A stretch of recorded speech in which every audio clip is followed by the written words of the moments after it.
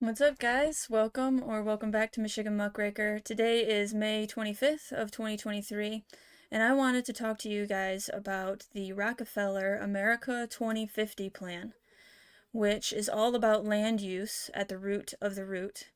And the plan is to get all of us to corral all of us here in America into 11 megaregions. And so in this video, I'm going to explain the megaregions, who made this plan. Like I said, it is Rockefeller Foundation, but it's the central planners, right? They want to have a high-speed rail in between 11 megaregions. So I'm going to jump in because I have a lot to share with you today. And the first thing I want to show you is the map of the megaregions. So the map above shows the Regional Plan Association's list of 11 megaregions of the United States as part of their America 2050 project. I'm going to click in. And so I am from Michigan, of course, so I will be focusing on the Great Lakes, and I have a few articles to share with you that show exactly how they're implementing this without, of course, saying that it's the 2050 plan. Just like UN Agenda 21, which is the land use plan that everybody, all the central planners go by. They don't say Agenda 21, but that doesn't mean they're not implementing that plan. And so, again, I have a few articles from this year on what's going on in the Great Lakes region to forward this plan. So this, of course, is Detroit, and then you have Grand Rapids. Looks like it's going to be pretty big in this region. This is Muskegon here, and Goshen is going to be placed right here at the very edge of the mega region. And the RPA actually has a detailed plan for this region down here. So I will have that linked down below. They are the best source right now for the plans all being in one spot and in a good PowerPoint presentation. But make no mistake, all of these regions are being implemented. They're being pushed forward using economic development in every state. So, the Great Lakes region, estimated population in 2025, Great Lakes region will be the largest with 60.7 million. Include Chicago, Toronto, and Detroit. And then you have Northeast, which includes New York, Boston, Philadelphia, and Washington, will be the second largest. Southern California, 29 million, Los Angeles, San Diego, and Las Vegas. Texas Triangle, 24.8 million, includes Houston, Dallas, San Antonio, and Austin. Piedmont Atlantic, 21 million, includes Atlanta. Florida with 21 million includes Miami, Orlando, and Tampa Bay. Northern California, 16 million, includes San Fran, San Jose, and Oakland. Gulf Coast, 16 million, includes Houston and New Orleans. Cascadia, 13 million, includes Vancouver, Seattle, and Portland. So, as you can see, Canada is a part of this America 2050 plan. So it goes across the border. Arizona quarter, which includes Phoenix, which is 7.8 million, and the Front Range is Denver, 6.9 million. There's a couple books down here that they recommend. I actually want to pick up this first one. I'll click on it, show you what it's all about, if it will work. Here we are. So, mega region planning for global competitiveness. The concept of the city, as well as the state and the nation, is passé, agree contributors to this insightful book. The new scale for considering economic strength and growth opportunities is the mega region, a network of metropolitan centers and their surrounding areas that are spatially and functionally linked through environmental, economic, and infrastructure interactions. It is a little expensive for a paperback, but what can you expect with a government book, right? Alright, so real quick, you see here that Canada is part of the Great Lakes region, and I find it interesting that this just came out in May. May 17th, Governor Whitmer joins Secretary Buttigieg Detroit Mayor, I should know how to say it, Duggan? I don't even know Detroit Mayor, and Canadian Minister of Transport to announce first U.S.-Canada electric vehicle corridor. So they are working very closely. This is just one step forward. David Icke calls it the totalitarian tiptoe, and that's how they do it. It's like boiling a frog, right? It takes some time. So they are working on the megaregion. Now, to give you some background of what these U.S. megaregions are and how it came to be, I'll read this America 2050 paper that came out November of 2009, which was right after the first financial crisis that we've had in recent memory. As metropolitan regions continued to expand throughout the second half of the 20th century, their boundaries began to blur, creating a new scale of geography known as the megaregion. Interlocking economic systems, shared natural resources and ecosystems, and common transportation systems link these population centers together.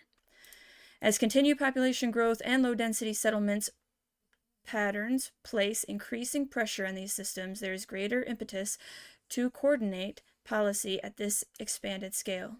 Historically, new geographic scales evolved as a result of the movement of population outward from the city center in increasing numbers and at decreasing densities. To critics, the megaregion is simply the latest scale at which to recognize this pattern, unbroken and continuous across the landscape. However, the identification, sorry, it is kind of small for me too. Maybe I need glasses. However, the identification of the megaregion does not imply the acceptance of this phenomenon and the recognition of the inevitability of this continued pattern. It can be used to stress connections between centers within the megaregion. It can incorporate population centers as well as natural landscapes worthy of protection and which are integral to the functioning of the megaregion. It can be used to transcend metropolitan and state boundaries to coordinate mutually beneficial policies such as intercity travel or freight movement. And we're going to get into this because they are talking about toll roads here in Michigan, and that is a big part of the America 2050 plan, are toll roads. And, of course, the high-speed rails. These megaregions, which began to agglomerate in the last century, present planners with a scale that possesses both challenges and immense opportunities for regional planning in this century. The challenge of identifying these emerging regions has been undertaken on several fronts. The most recent iteration of these regions has been developed by the Regional Plan Association in partnership with the Lincoln Institute of Land Policy. So there are two big ones along with Rockefeller. 11 such megaregions have been identified as possessing qualities that would make cooperative integrated planning advantageous at this scale. These regions were chosen based upon location of existing population centers, population and employment growth projections, and connectivity between centers. So I'm not going to get into all of this. I will leave the description if you want to read it down below, but I think it's more important to go into the America 2050 plan. As never before, the nation's economic prospects are being threatened by global competitors, all of whom have created long-range strategies for growth and competitiveness. The America 2050 strategy will provide a framework for the public and private policies and investments needed to accommodate the nation's growth in the 21st century. This framework is urgently needed in a time of rapid technological, geopolitical, demographic, and environmental change. As never before, the nation's economic prospects are threatened by global competitors, all of whom have created long-range strategies for growth and competitiveness. In the face of these challenges, America is flying behind. We have no national strategy to sustain our success in the face of this competition. So I'm going to show you really quick what one of the things they're talking about. I don't know if you've heard of it, I just heard of it recently, is the Middle Corridor Project. And this is going to link China over to Europe through Kazakhstan. So this is just one of the ways that China is trying, and of course this is going to be a high-speed rail. So China is competing with us according to this plan, and that's why we have to do this. One of the reasons. Of course, climate change is another huge reason for this plan. For the central planners, at least the excuse for the central planners to corral us where they want to put us, This framework will promote integrated investments in mobility, environment, and economic development that are needed to guide the nation's growth in the 21st century. It will provide capacity for growth by creating a world-class multimodal transportation system of new smart highways, high-speed rail, airports, and seaports, all of these linked to concentrated developments at central hubs. It will preserve large environmental or green infrastructure systems, strengthen metropolitan regions and urban centers, and alleviate concentrated poverty by expanding economic opportunities to bypassed areas. The federal role in land use will be reformed to support collaborations across regional boundaries, promote megaregional decision-making, and utilize federal funding to ensure consistency with national objectives for growth. So again, private plans, public money. We're paying for our own enslavement. In this process of achieving these outcomes, we are harnessing one of America's great strengths, the ability of private associations of business and civic leaders to work in partnership with government across economic sectors, political boundaries, and fundamental disciplines. We are creating bottom-up strategies to guide the actions of local and state government and the business and civic sectors. So these central planners are making plans for all of us, and they're going to guide our local and state governments. Did we vote for those central planners? Again, this is another way to get around our Constitution, and at the bottom of it all is private ownership of land. They being the central planners, do not want private property. Everything will be public use. It's for the good of the community, which is communitarianism. That's what we're facing here. At stake is a fundamental opportunity to organize and direct the trillions of dollars of investments that will be made over the next generation in infrastructure, housing and urban development, environmental protection, and new energy systems, and to harness these investments to improve the competitiveness and livability of every part of the country. So I'm not going to go through all this because there wasn't really much in there, but again, if you want to read it all, the description will be down below. This is talking about the population trends, but this was in 2019, and so we know that a lot has changed since the Great Reset begun in 2020 as far as population and where we're going to be headed. Infertility is a huge issue now, so I'm going to skip all of that population stuff because I don't know if it's applicable anymore. We're going to go down here. Insufficient land use. I didn't highlight it, but I'm going to talk about it. Since 1970, virtually all U.S. population and economic growth has taken place in large metropolitan regions, and within these regions, most growth has occurred in the outer suburban rings. Many of these places are now approaching build-out, essentially running out of easily developable land or exhausting the service capacity of their municipality. Related concerns are intensifying traffic congestion, rising property taxes, longer commutes, and increasing housing prices, as well as conflicts between development and the green infrastructure that sustains regions, such as public water supplies and wildlife habitats. Now, really quick, if you look at this map, you might wonder, well, what about all of this land? What's going to happen to all this land? And that is going to be a part of the Wildlands Project. So this will be people-free because people suck, according to these central planners, and we just can't handle being the stewards of this land. And so we need to be stuck in these cities, and this will all be wildlands. While many cities and inner suburbs are now experiencing infill development and revitalization, development at the outermost fringe of metropolitan areas is still the dominant trend in growth. Again, this was in 2019. things have changed a bit because AI and automation, and you can work from home with a lot of jobs. So that means you can live wherever you want. You don't have to travel. In addition to consuming farmland and open space, sprawling patterns of growth expand energy resources at higher rates, cause air pollution that contributes to global warming, and require greater investments in roads and infrastructure. These effects will hit home as the price of oil continues to rise. People spend more time sitting in traffic, and the resulting air pollution threatens public health.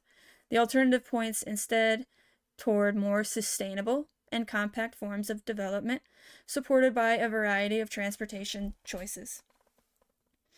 The land use patterns described above, along with America's dependency on automobiles, trucks, and airplanes for both personal travel and goods movement, pose a serious challenge to the nation's economy and national security in the face of fluctuating oil prices and America's dependence on foreign oil. As the extent and severity of global climate change becomes evident, a more sustainable future seems less like an option and more like an imperative. So there you go. You see the reason why the climate change has to be pushed. It gives importance and it makes it imperative. It gives you a time-sensitive timeline. America cannot and should not stake its future on the empty promises of continued cheap gasoline. According to the Pew Center on Global Climate Change, 1/3 of carbon dioxide emissions in the United States are attributable to the transportation sector. To significantly reduce its greenhouse gas emissions, America must adopt a comprehensive strategy that includes maximizing the fuel efficiency of vehicles, as well as changing land use patterns that force reliance on personal automobiles. So we are pushing heavily to go to electric vehicles, but the infrastructure will not be there. We're going to see that, and it won't be necessary for it to be everywhere. It'll only be in the 15-minute cities or 20-minute neighborhoods. That's where vehicles will be. Otherwise, it'll be a bus. So this goes over, and I'm going to name them off. Cascadia. The vision for Cascadia links Seattle, Portland, and Vancouver, British Columbia, with high-speed rail, while protecting the area's unique and pristine environment. Other strategies highlight these cities' shared high-tech competencies, commitment to environmental sustainability, and creative clusters in film, music, and green building. So real quick, Cascadia was actually one of the first back in 1993 when Pelosi presented UN Agenda 21 to the Senate floor. I should know, House or Senate. They presented it. Cascadia was being discussed right then and there as the first region to start being protected using land use restrictions. Eminent domain being one of them. That was also in 1993. Eminent domain, where the government can take your property, your private property, for public use as long as they give you 125% of property value. The high quality of life, this is Northern California. The high quality of life, cultural heritage, and environmental assets of the Northern California region make it an attractive and expensive place to live. How can sustainable land use strategies be employed while limiting the skyrocketing cost of living? Southern California. With some of the largest ports in the nation, the economy of Southern California is closely tied to the logistics and goods movement industry. This region is taking aggressive action to build infrastructure that enhances its role as a global gateway while providing opportunities for its fast-growing native-born and immigration populations. If you are living in any of these areas, by the way, and you have seen different policies, economic development in particular is where you are going to have the most luck. If you see that they are kind of pushing towards any of these goals through these different bills or rules, executive orders nowadays, please let me know down in the comments, because I'm interested not just in the Great Lakes, but because I live here, that's what I've focused on. But let me know in the comments below, please. Arizona Sun Corridor. The Sun Corridor is equivalent to Indiana in size and population, but will add another Indiana's worth of residents by 2040. Located in a desert environment, Phoenix and Tucson, the megaregion's biggest metropolitan regions, have instituted water conservation requirements and are promoting the use of desert landscaping. These efforts provide the two metros with enough water for perhaps up to 20 million people, preparing the Sun Corridor for current and future growth. Now, recently I have heard something about Arizona having low water because of alfalfa being grown by Saudi Arabia, rented land or bought it. Something's going on down there with the water and alfalfa, because alfalfa takes a lot of water, and so they're running out. I don't know how that fits into all this, but it's something that's interesting in my opinion. Texas Triangle. By 2050, about 35 million people, or 70% of the population of Texas, will live in the metropolitan areas that compose the Texas Triangle. 3 of the nation's 10 largest cities are in the Triangle, including Houston, which has a port that handles more foreign tonnage than any other in the United States. Cultural cohesion creates the potential for collaboration among the metro regions of the Triangle to address land use, transportation, and environmental concerns. I didn't know that about Houston. That's interesting.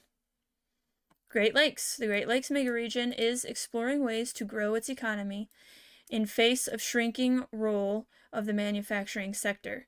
The region's assets include the environmental resources and amenities of the Great Lakes and a strong research and cultural tradition tied to its leading public universities. Yes, our universities are very into land use here in Michigan. Obviously, the Great Lakes is not just Michigan, but we're the center, baby. The Northeast is a powerhouse of density and economic output, producing 20% of the nation's gross domestic product, with 18% of the population and only 2% of the nation's land area. Over the next generation, the Northeast will add 18 million new residents. This population growth will demand infrastructure investments and economic growth to accommodate these new residents while preserving quality of life. We have the Piedmont Atlantic. The low cost of living and high quality of life in the Southeast are 2 reasons for this megaregion's booming population, which is anchored by Atlanta, but stretches east to Raleigh, North Carolina, and west to Birmingham, Alabama. The region is facing challenges associated with its growing population, such as increasing traffic congestion, runaway land consumption, and inadequate infrastructure, which it hopes to address with sustainable solutions.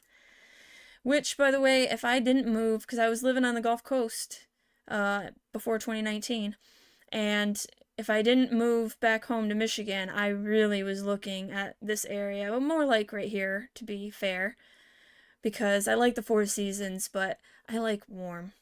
So this area is gorgeous, and the Appalachians obviously are beautiful.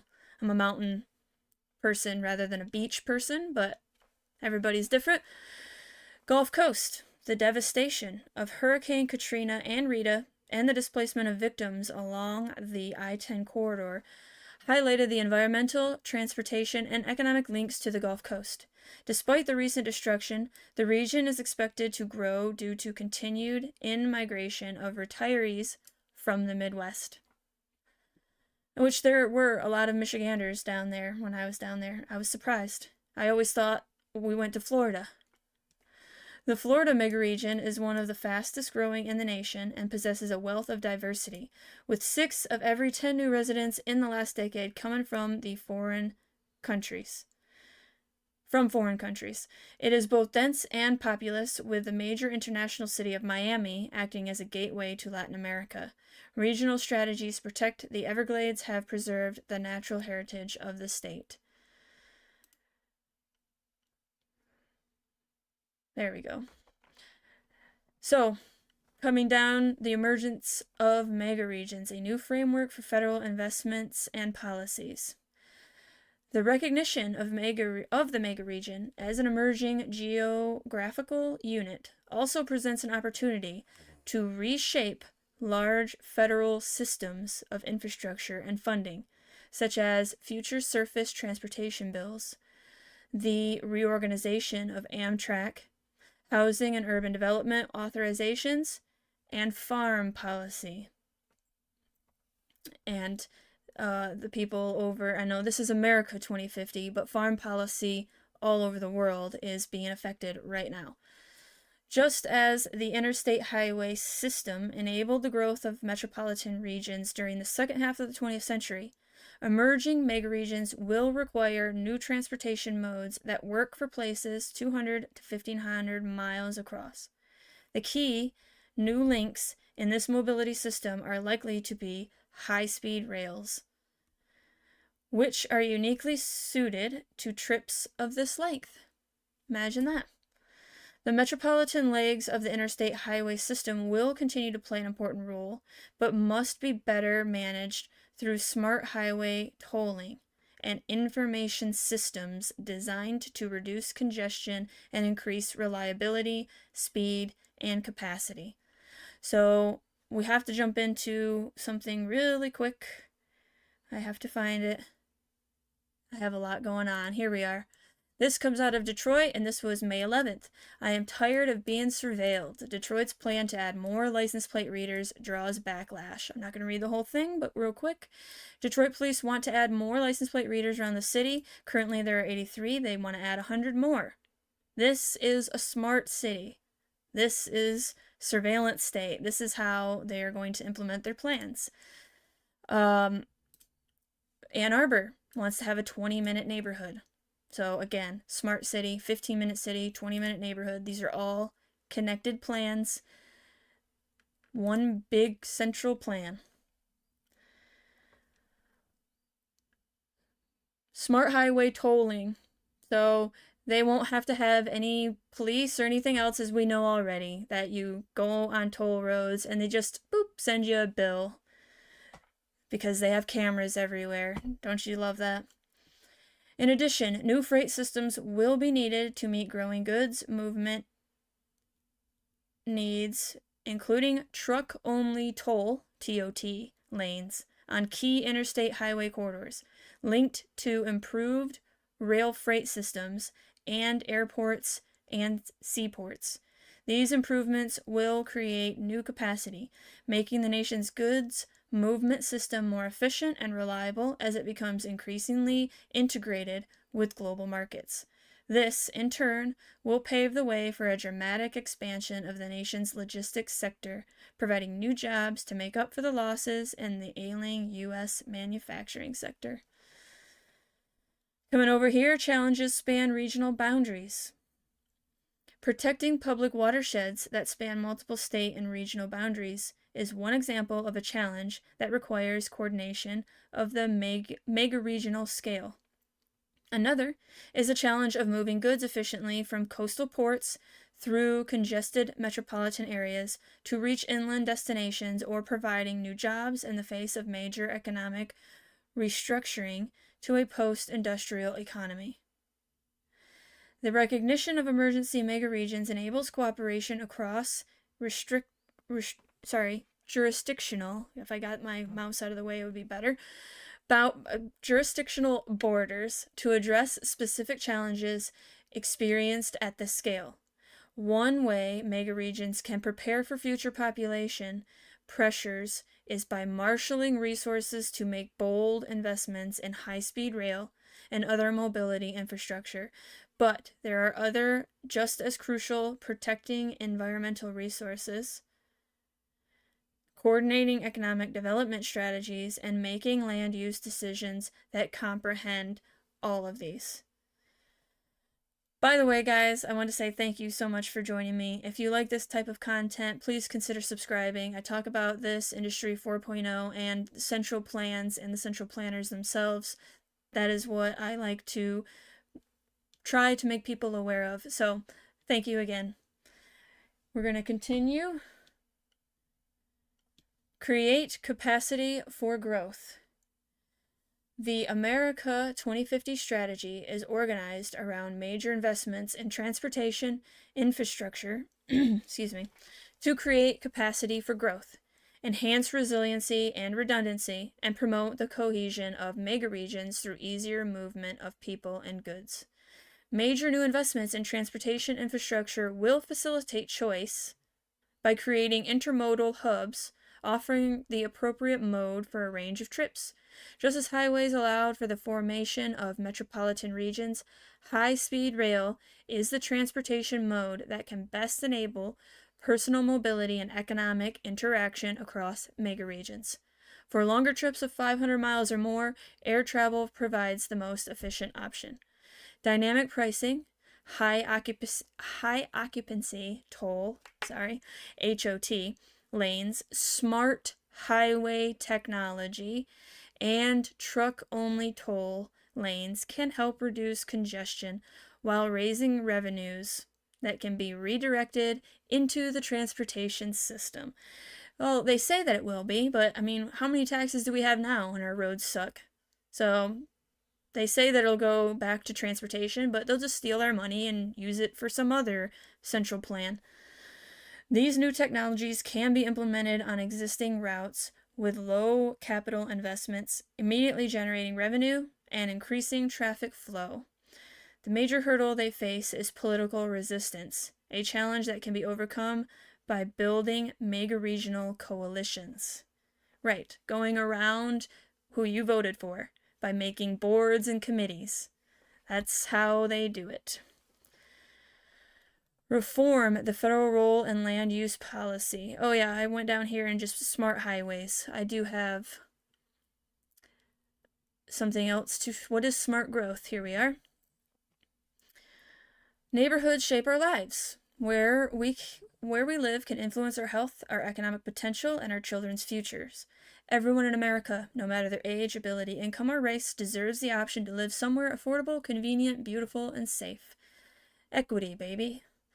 Smart, because who decides what is affordable, what is convenient, what is beautiful?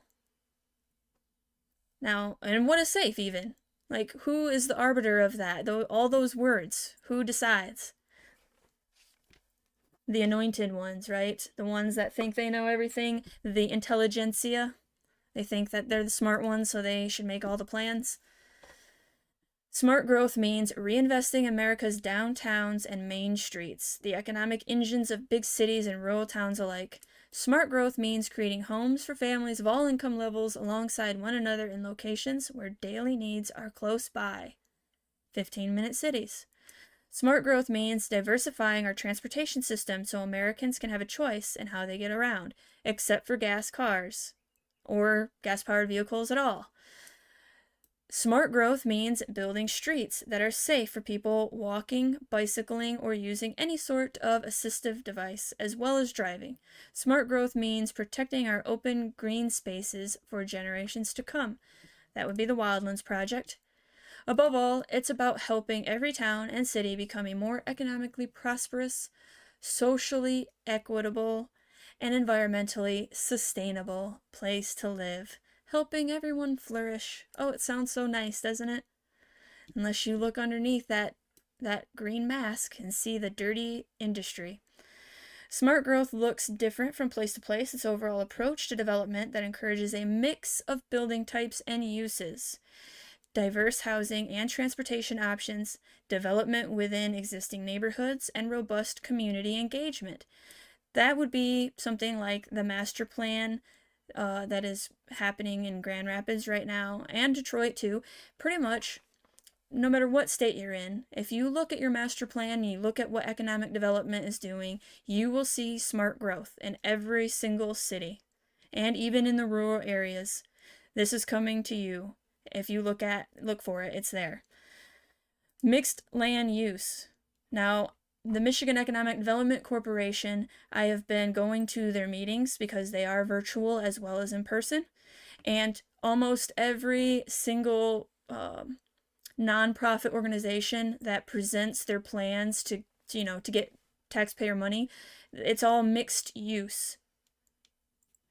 Mixing land uses means building homes, offices, schools, parks, shops, restaurants, and other types of development near one another, on the same block, or even within the same building.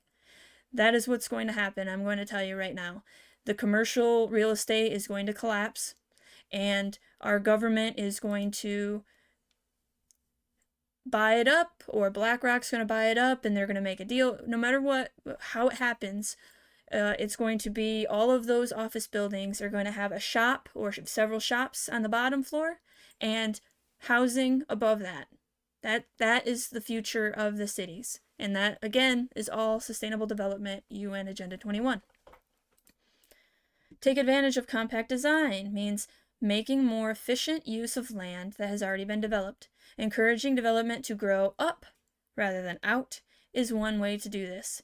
Infill development, building on empty or underutilized lots, is another.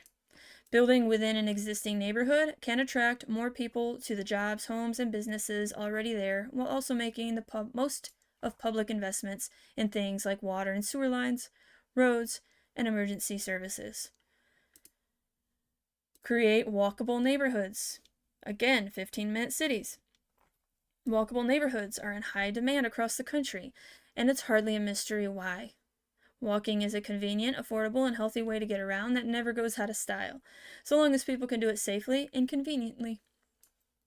Walkable places are created in part by mixing land uses and taking advantage of compact design, but are activated by smart street design that makes walking not only practical, but safe and convenient.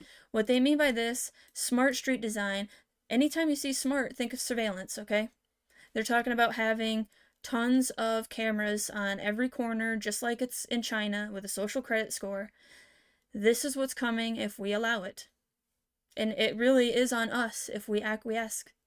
We can say no to this. It does not have to be like this. Foster distinctive, attractive communities.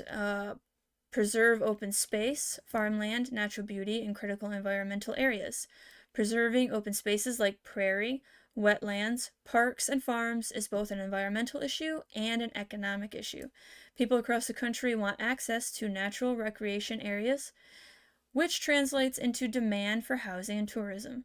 Meeting that demand improves a city's ability to attract employers, while also supporting agricultural industries. Preserving open spaces can also make communities more resilient, protecting them from natural disasters, combating air pollution, controlling wind, providing erosion control, moderating temperatures, protecting water quality, and protecting animal and plant habitats. Direct development towards existing communities, provide a variety of transportation resources, high-quality public transportation, safe and convenient, biking and walking infrastructure, and well-maintained roads and bridges. I would like well-maintained roads and bridges.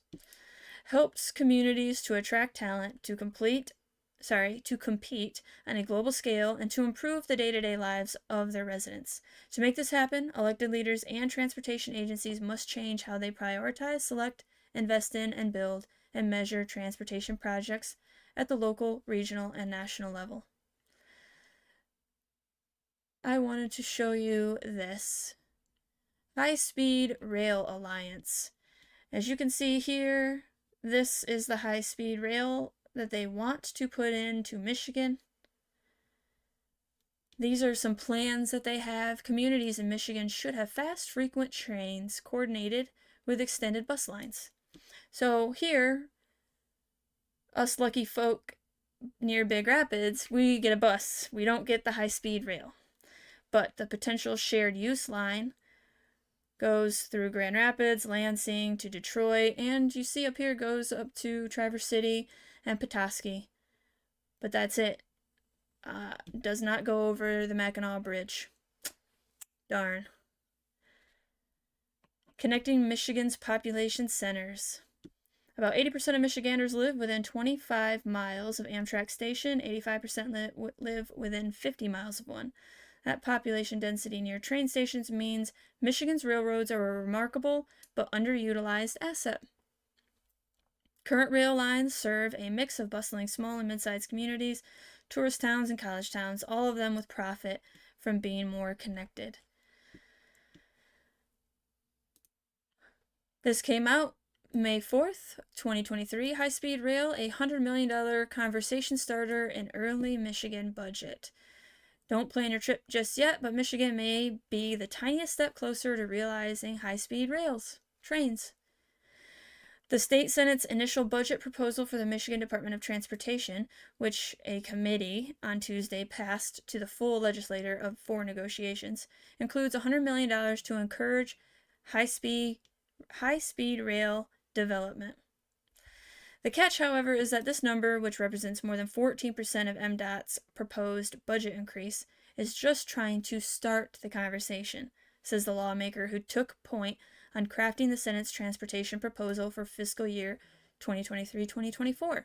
So once again, doesn't matter what state you're in, let me know if high-speed rail plans have started in your area.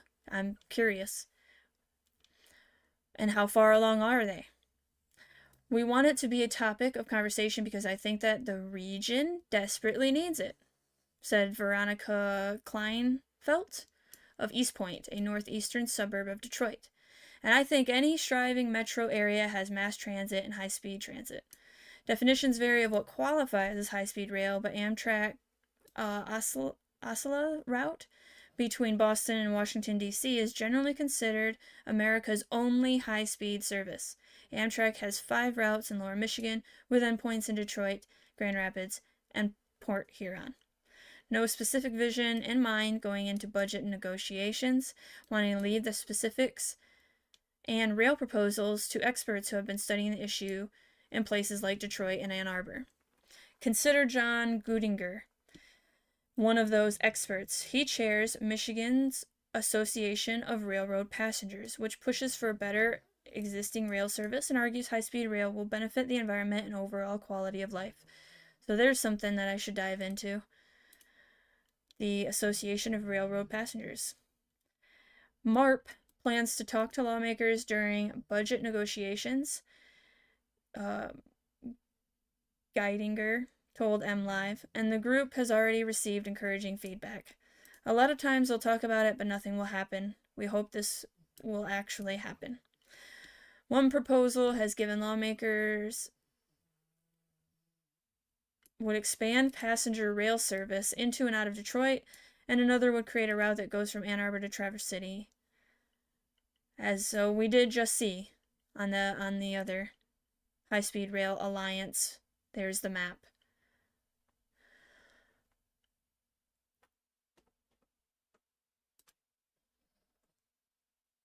Net zero emissions by 2050. So this is linked to the 2050 plan, of course.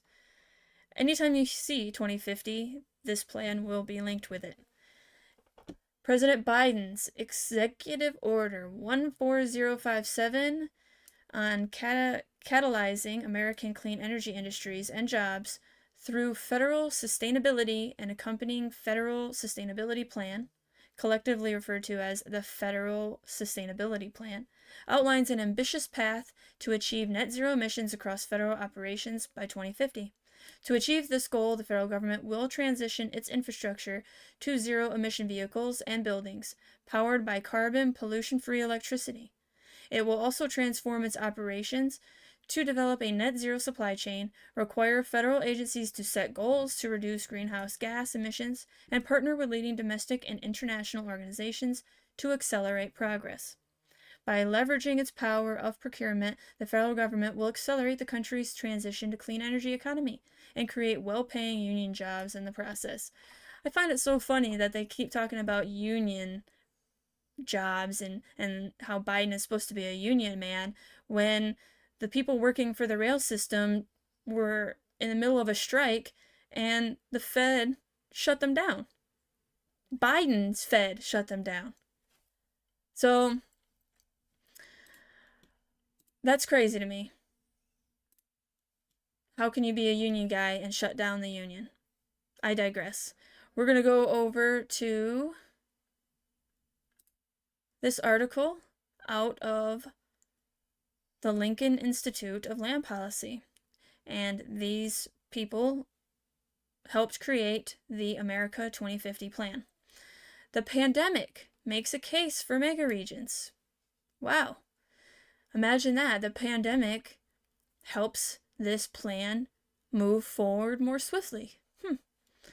A U.S. states move into the next phase of the coronavirus crisis that's an A there. As U.S. states move into the next phase of the coronavirus crisis, they may not be getting all of the help they want from the federal government. But they won't be alone. In at least 3 parts of the country, states have banded together to coordinate changing public health measures and recovery efforts as they consider timelines for lifting lockdowns, knowing that neither the outbreak nor modern-day regional economies adhere to jurisdictional boundaries set long ago. You getting that? The foundation of the 3 multi-state compacts, 7 Northeast states from Delaware to Massachusetts, the West Coast, including California, Oregon, and Washington, and 7 Midwestern states radiating around Chicago, is a once little-known planning framework known as Megaregions that shows just how much big chunks of the country are interlinked. The pandemic, it turns out, is exactly the kind of massive, geographically clotted crisis that reveals what Europeans have called territorial cohesion. Some parts of the country are taking it slow, while others, such as Georgia, Tennessee, and South Carolina, are moving faster to reopen. Now, this article did come out in April 24 of 2020, but it's still applicable. It's still important to understand where the Lincoln Institute is coming from. Most may think of 3 basic levels of government. This is really good. Federal, state, and local. But planners have long recognized that much activity actually occurs at the regional scale across geographically proximate clusters of settlement. People live in one state and commute to the city in another, or live in the city and travel to the second home many miles away from it. So you think of the 3 levels of government, federal, state, and local. No, these central planners here, they think of regional scales, which is why we don't have regions. We have states in the United States of America, but they don't like private land use, and they don't like states. They don't like the United States of America. The regional framework has been useful for all kinds of initiatives, whether protecting wilderness and watersheds that similarly cross political jurisdictions, designing transportation policy, including inner-city high-speed rail networks, agreeing on carbon emissions reductions, or building more affordable housing across a large catchment of labor markets, though the last one is very much a work in progress. States have been working together in some modest ways for years, forming some 200 cross-border compacts or alliances covering everything from infrastructure to regulatory regimes, says Jonathan Barnett, author of Designing the Megaregion, Meeting Urban Challenges at a New Scale. The Better Together arrangements can be found at the National Center for Interstate Compacts, part of the Council of State Governments, which provides technical assistance to keep them working. New reasons to collaborate have been steadily emerging, such as Missouri-Kansas PAC limiting tax subsidies as incentives for business relocation.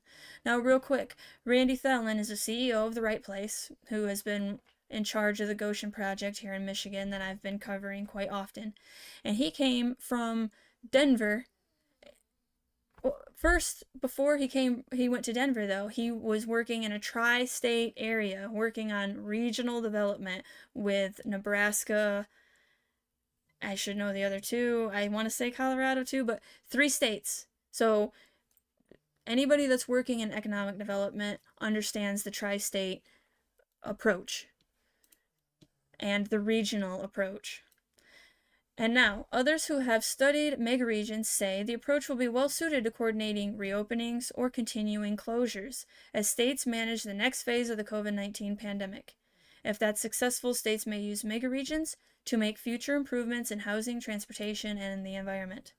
It's clear that actions to manage and recover from the pandemic will require regional action, since the virus doesn't respect arbitrary political boundaries, and neither do the central planners, the globalists. Neither do they. Robert Yarrow, former head of the Regional Plan Association and now a professor at the University of Pennsylvania, who is co-authoring a book on megaregions to be published by the Lincoln Institute of Land Policy. We can only hope this kind of collaboration will extend to the longer-term steps needed to rebuild the economy and build mobility systems and settlement patterns needed to mitigate against future events of this kind. The first clue that megaregions might be a useful way of confronting the pandemic emerged as early maps chronicling outbreak patterns mirrored the 11 U.S. megaregions outlined in 2008 by the Regional Plan Association Initiative in 2050. Whoa. So, wait a minute. The first clue that megaregions might be a useful way of confronting the pandemic emerged as an early map chronicling outbreak patterns mirrored the U.S. megaregions. That is, I gotta open this. What? John Hopkins. Oh, goody goody. John Hopkins. Another one of those institutions that you need to keep your eye on. This is just a map that I don't really understand, but I will leave it in the link down below so you can look at it. That's very curious to me that they are mirrored like that, because the whole thing was planned. I'm not going to get into that. Just as the patterns of contagion map mostly along the megaregion categorization, fighting the disease intuitively seemed to require action and coordination across a broader geography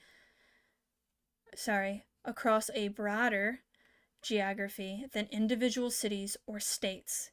New York Governor Andrew Cuomo was among the first to propose working together with other states in the Northeast. Of course he was, because he's a globalist. In the early days of the crisis, there was interstate tension, as when Rhode Island stopped New Yorkers traveling to summer communities near the Connecticut border. In any gradual reopening, it makes all kinds of sense for neighboring states to acknowledge their interconnectedness, said Frederick Fritz Steiner, dean of the UPenn Stuart Weitzman School of Design. The closing and reopening of beaches, for example, would benefit from coordination, so there isn't a patchwork of policies on either side of any state's borders. Megaregions, which inherently recognize the interconnections in the movement of people emerging from lockdowns, provided an ideal scale for cooperation in this crisis.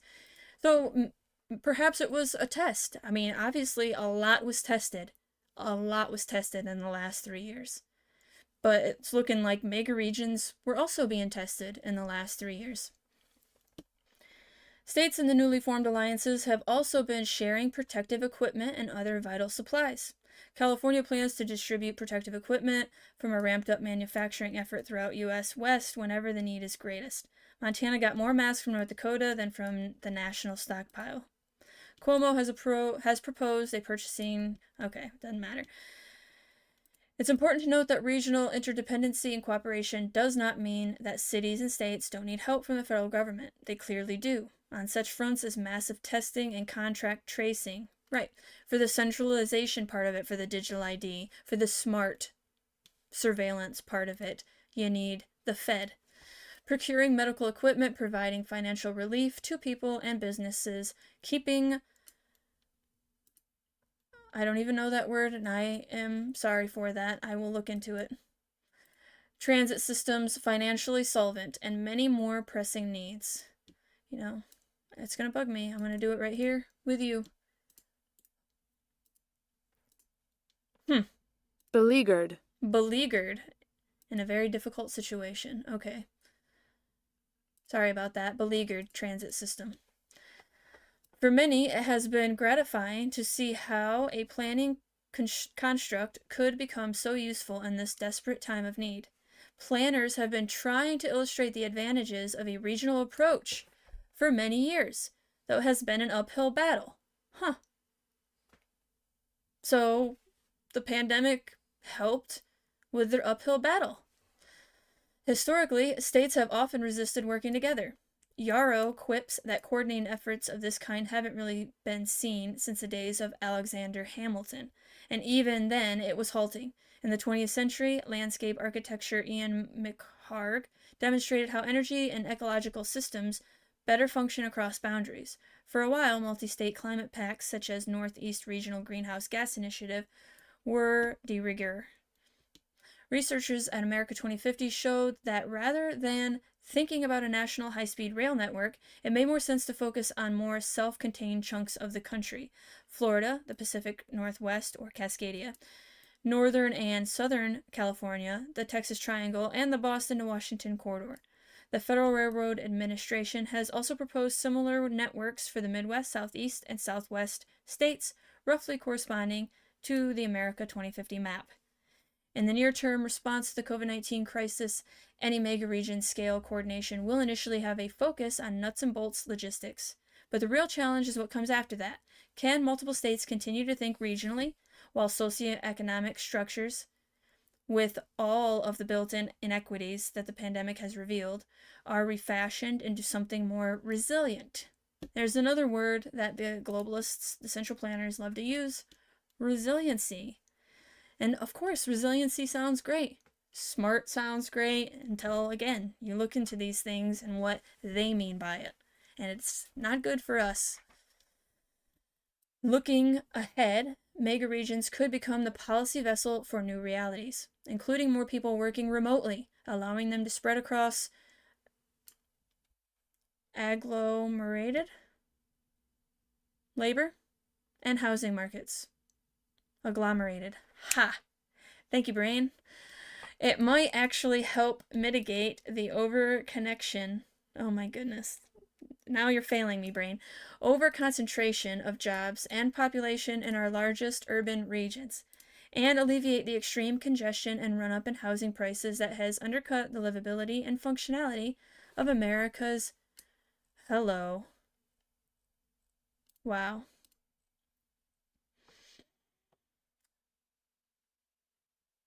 Densest urban places. The key to that transformation, he says, will be regional transportation networks that shorten travel times across larger landscapes. That means going back to the notion of better multi-state commuter and high-speed rail at the mega-regional scale, like the Regional Plan Association's T-Rex proposal for the tri-state region around New York. The Transit Matters vision for expanded transit all around Metro Boston, and an envisioned North Atlantic rail network, including a rerouted Osceola through Hartford for the 6 New England states and downstate New York. The UK is advancing similar strategies with its decision to build HS2 and Northern Powerhouse Rail, underpinning a broader economic development initiative for the north of England. Yes, Oxford, England is moving forward the most swiftly with 15-minute cities, and there's been a ton of pushback because they are being surveilled. It's all smart, so if you cross the 15-minute threshold too many times, you get fined. It's amazing. In a post-pandemic world, better rail networks could speed the economic recovery by providing access to major urban centers by residents of even distant, mid-size, and legacy cities, bringing in areas across a larger landscape that have been left to decline economically in recent decades. The deadly coronavirus has laid waste to so much and taken tens of thousands of American lives so far. The rebuilding process, which stands to be a national project not seen since the Great Depression or the aftermath of World War II, might well be more effective if it is structured on a more regional basis. A more mega-regional future awaits.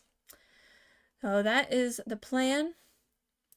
Now, I do have another article, but I wanted to watch this with you really quick. The America 2050 documents outline which areas of the country will be depopulated and which areas will be politically absorbed into 10 new megaregions. The Rockefellers envision most of the depopulation to occur in the central corridor of the United States. These are the same states that experienced the most COVID vaccine deaths, a massive area that is not included in the America 2050 infrastructure map and excluded from the new high-speed rail system planned. A big part of Rockefeller's America 2050 is the high-speed rail in America plan, which requires the use of existing railways for its implementation. Some are suggesting that this is why we are seeing so many train derailments. Is it? There have been over a dozen derailments and chemical spills on railways in just the past few months, some of which, like the one in East Palestine, are highly suspicious. And these chemical spills could be used as an excuse by the state to evacuate you from your homes and steal your land. The Comprehensive Environmental Response, Compensation, and Liability Act, commonly known as Superfund, was enacted by Congress in 1980. The Superfund provides the EPA with the authority to seize control of private lands for long-term remedial response actions during the event of a toxic disaster. If what we are being told about the chemicals that were burned and released into East Palestine is true, then the EPA could plausibly shut down a massive area, and Cleveland can house the dislocated Ohioans in their 15-minute cities, while the government cleans up the mess and accepts the land as payment. Whether it's called Agenda 21, Agenda 2030, or America 2050, the United Nations and their friends are never going to quit. And there you have it. That was a pretty good summary, I think. I have another picture for you. Sorry, I have so many different links. But I wanted to show you where here we go.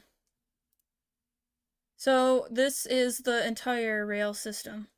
And you can see right here that this rail goes right through where East Palestine is. Or East Palestine. So that's suspicious, right? It's suspicious to me. It also makes me suspicious of Goshen being put right on our river, and all of these chemical plants being put on our rivers. We're going to jump back over to the original America 2050 document that I was sharing with you, and then I went all over the place. The protection of region-shaping environmental landscapes and coastal estuaries is the complement to America 2050's investment strategy in transportation infrastructure and the revitalization of center cities. So another thing that I have to talk about is the Wildlands Project and the rewilding of North America. Now, I'm not going to get into this entire thing, but I'm going to scroll down to this one part that I highlighted somewhere. Maybe it didn't save. There we go. 3 independent features that characterize contemporary rewilding: large, strictly protected core reserves, connectivity, keystone species. In shorthand, these are the 3 C's: cores, corridors, and carnivores. While Sol and Noss have done with the concept of rewilding is landmark importance for the wilderness conservation movement, as well as for those primarily concerned with protecting biological diversity, they have developed the scientific basis for the need for big wilderness area complexes. It's the science, guys. While conservation has traditionally focused on public lands, we now realize that private lands must play a major role in nature reserve networks if connectivity is to be built back into the landscape, and if all ecosystems and biological hotspots are represented. Now, the Foundation for Deep Ecology, the Wildlands Project, and other groups are encouraging wildlands philanthropy the acquisition of large areas of conservation-minded people who will manage such lands for the ecological value. Doug Tompkins, president of FDE, has used his private wealth to acquire 800,000 acres of old-growth, temperate rainforest in Chile. He is developing trails, campgrounds, and other facilities so that the people of Chile can use the area, but his main purpose is to protect a rare and threatened wild landscape of international importance. Ted Turner, is managing his large ranches for their natural values and has hired conservation biologist Mark Phillips to supervise the recovery of endangered species on the Turner ranches. So I have the Turner ranches. Save Everything, Ted Turner, stewards of spectacular and biodiversity-rich lands. Our passion is to share the transformative power of nature with guests through authentic and meaningful experiences at our unique wilderness properties. So these rich people, and it's not about being wealthy, because it's not about money, it's about the vision of the anointed. And there are wealthy people that don't share this vision, so I need to make that clear. Because I'm not an eat the rich person. If you produce a product or service that benefits humanity, then money is an appropriate byproduct for that product or service. But the goal should never be money. The goal should be to create an excellent product or service to help humanity. The problem with today's society is that people want to just make money. They don't have any other goal. So then they take money and they move it over here and make a bunch of money, even though they didn't produce anything, they didn't help anybody. They just move it all over the place digitally, and now they're millionaires, billionaires. And so it's a problem. And I'm sorry I got on a tangent. So these globalists, these central planners, are buying up all of the wildlands. So it's not just the depopulation agenda that is going to clear out the central corridors and corral us into these cities and neighborhoods. It's going to be people like this buying up all the land and turning it into a nature preservative area, nature reserve. That's what I'm trying to say. Turner's appreciation for nature runs deep, compelling him to work tirelessly through his private company, Turner Enterprises, and his various foundations in support of land and species conservation. It's through Turner's foundations, United Nations Foundation, Turner Foundation, Nuclear Threat Initiative, Turner Endangered Species Fund, and the Captain Planet Foundation, that he has advanced his conservation and philanthropic efforts. Among these, his many considerable contributions is his historic $1 billion gift to the United Nations in 1997. $1 billion to help promote UN Agenda 21. Because Agenda 21 came out in 93. An event that resulted in the formation of the United Nations Foundation, which established the global criteria for sustainable tourism best practices. Globalists telling us how to live. Through his foundations and individuality, Turner has given millions to programs for improving air and water quality, developing a sustainable energy future, to protect our climate, safeguarding environmental health, and protecting wildlife and habitats to maintain biodiversity. United Nations wants to go net zero by 2050. Put simply, net zero means cutting greenhouse gas emissions to as close to zero as possible, with any remaining emissions reabsorbed from the atmosphere by oceans and forests, for instance. The science shows. See, this is why I'm going to go off a little off track here for just a minute, but when they say the New World Order is going to be one religion, one government, and one currency, well, we're starting to see the currency is going to be a central bank digital currency, which is linked to the digital ID. And the religion is always in question when I talk to people about it, and the religion will be science. Because in 2023, you're not supposed to question the science, but science is supposed to be about questioning. So you see we live in the upside down, I hope. The science shows clearly that in order to avert the worst impacts of climate change and preserve a livable planet, we all need to frickin' die, according to them, global temperature increase needs to be limited to 1.5 Celsius above pre-industrial levels. Why? Says who? What assumptions are you basing that on? Where's the real science? Not just experts say. Just believe the experts. Believe the vision of the anointed ones. They know better. Currently, the Earth is already about 1.1 degrees Celsius warmer than it was in the late 1800s. So what? and emissions continue to rise. To keep global warming no more than 1.5 degrees Celsius, why? As called for by the Paris Agreement, why? Emissions need to be reduced by 45% by 2030 and reach net zero by 2050. Why? We need to ask why. We cannot just trust these people. If anything has been taught in the last 3 years, I hope it's that. You can't just trust the experts, okay? Transitioning to a net zero world. Again, we are carbon-based life forms, and so this is against life. Transitioning to a net zero world is one of the greatest challenges humankind has faced. It calls for nothing less than a complete transformation of how we produce, consume, and move about. You heard it. You heard it there. The energy sector is the source of around 3/4 of greenhouse gas emissions today and holds the key to averting the worst effects of climate change. It holds the key to control. You cannot have centralized power with a gas vehicle. You cannot control remotely everything about a gas vehicle like you can an electric vehicle. Again, a gas vehicle is a product, an electric vehicle is a service. It is part of the you will own nothing and you will be happy. Going back, by the way, that is ugly as hell. I don't care what you say. This industrial turbine crap that you're littering Mother Earth with. Litter. That's litter. I can't stand it. Anybody who thinks, oh, these are cool, I'm sorry, I couldn't disagree with you more. Look at that.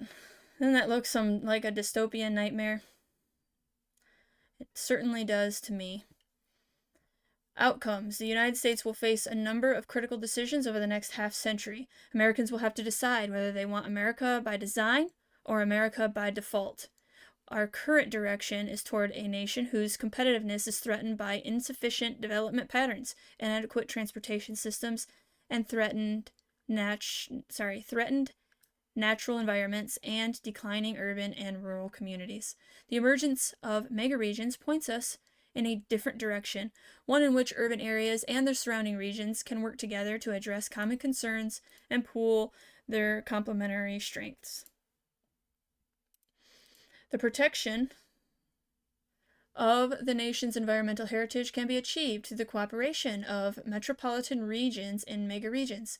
These protected areas provide the green infrastructure that supplies clean air, drinking water, local agriculture, and recreational opportunities that support a high quality of life. Economic and social opportunities for all members of society. The growth of new, sustainable, and competitive industries will provide job opportunities for vast areas of the country that will have suffered from the decline of resource-based economies. Major investments in building new infrastructure and expansion of the logistics sector will provide jobs for workers with and without college diplomas. Finally, America 2050 aims to reconnect bypass cities and inner suburbs with areas of opportunity through improved commuter rail and smart highways, breaking up concentrations of poverty and broadening job markets. Again, Oxford right now, the poor are the ones that suffer from the fines, right? I mean, rich people will just pay fines. It was happening during COVID over in Las Vegas.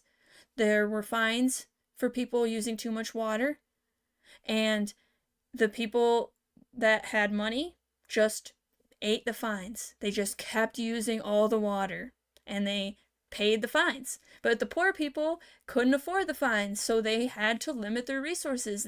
All of these plans, they say, is for poor people, and yet it affects poor people the most. It's because they're liars, okay? It's either ignorance or malevolence. And if you think that these think tanks and they have the best and the brightest in the military and everything else, if you think that it's ignorance, I completely disagree. It is malevolence. Now, I'm not saying that every single person involved in these plans is evil. That's not what I'm saying. Decompartmentalization is a thing. And so there are people that don't know what they're doing. They don't understand they're using UN terminology and such. So I'm not saying that. I'm saying that these people at the top, at the World Economic Forum, that are making these plans, they know what they're doing. They think they know best. and I don't.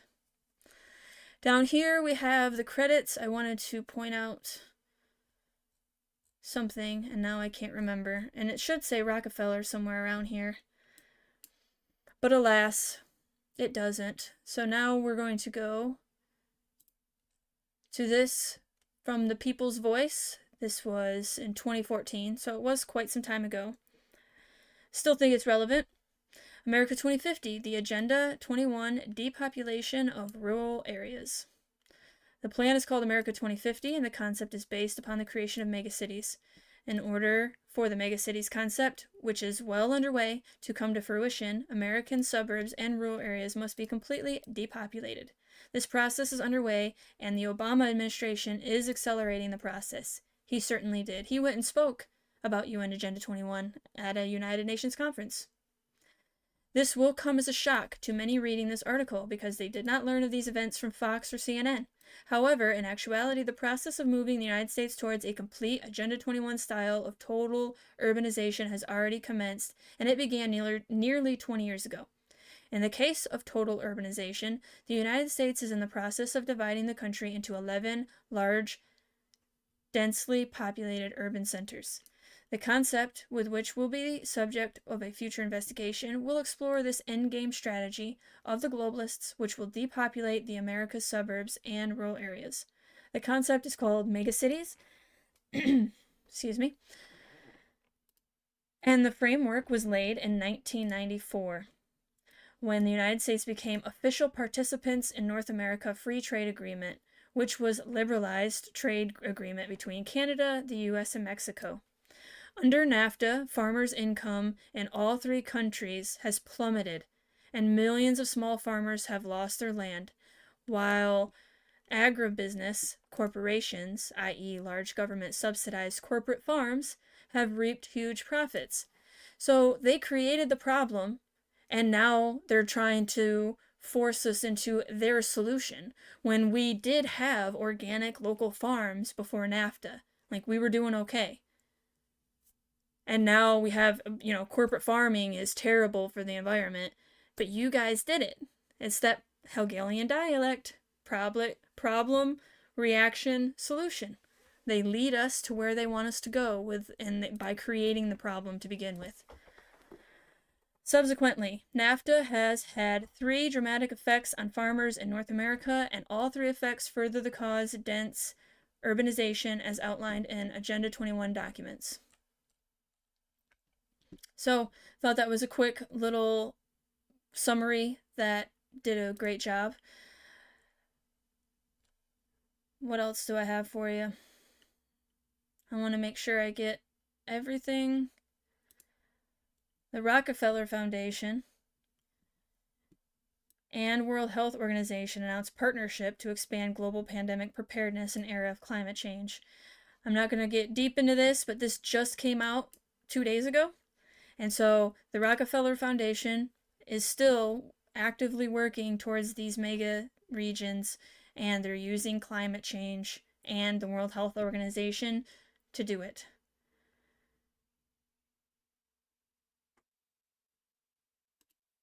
This is where I first got everything, by the way, the Regional Plan Association. This is their region right here, which is 3 states. Tri-state area seems to be what they like to do. And this is the New York, New Jersey, Connecticut metropolitan area, interconnected region linked by a common housing and labor market. So, I think maybe at the bottom it says Rockefeller? No. In one of these documents that I have, it says Rockefeller at the bottom to show you that Rockefeller is, of course, a huge contributor of this plan. So the last thing I'm going to share with you is the Agenda 21 right here, this first paragraph. It says, humanity stands at a defining moment in history. We are confronted with a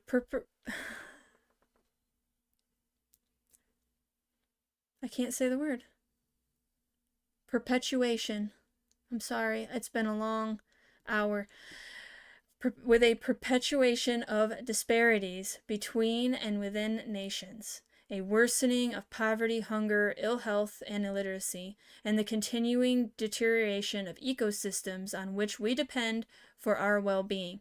However, integration of environment and development concerns and greater attention to them will lead to the fulfillment of basic needs, improved living standards for all, better protected and managed ecosystems, and a safer, more prosperous future. No nation can achieve this on their own, but together we can in a global partnership for sustainable development.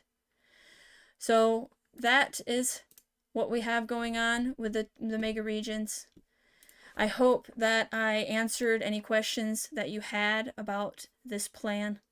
I originally talked about it in my interview on Monday night with Janine, Turn the Page with Janine, and we were talking about Goshen, but this got brought up and questions were asked about it. So hopefully I hit all the topics and gave you just a little glimpse into the spider web that is this central plan. Thank you guys for watching.